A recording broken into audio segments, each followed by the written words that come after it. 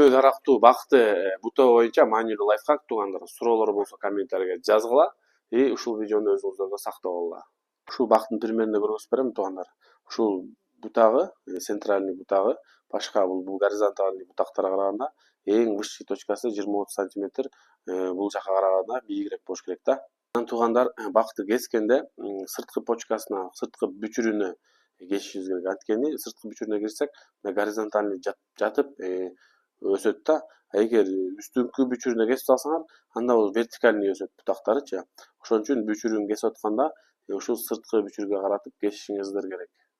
3 ярустуу болуш керек да бак дегенчи. Биринчи яруста 4төн 5 бутакка чейин, экинчи яруста 3төн 4кө чейин, үчүнчү яруста 2ден 3кө чейин бутак болсо болот да туугандар. Муну биринчи этажы, экинчи этажы, үчүнчү этаж деп айтсак болот. 5 градустан төмөн бурч менен өсүп жаткан бутактарды сөзсүз шакекче кылып кесип салышыбыз керек. Анткени туугандар тик өскөн нерсени ушул жерден сынып кетиш коркунучу бар кийин түшүмгө киргенде. Ошон үчүн бул жерден кесип туруп бир аз горизонталдуу жаткырып койсок жакшыраак болот.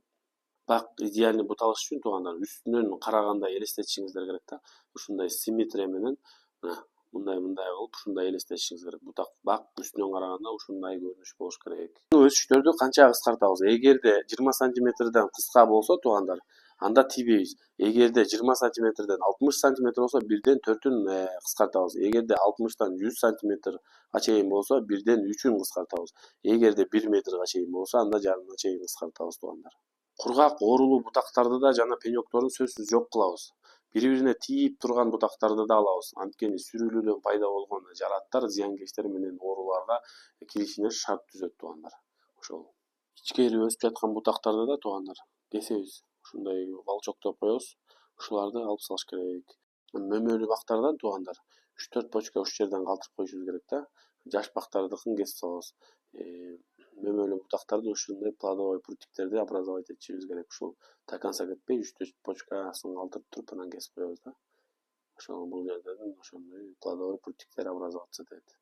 Видео жаккан болсо туугандар класс лайктан басып койгула.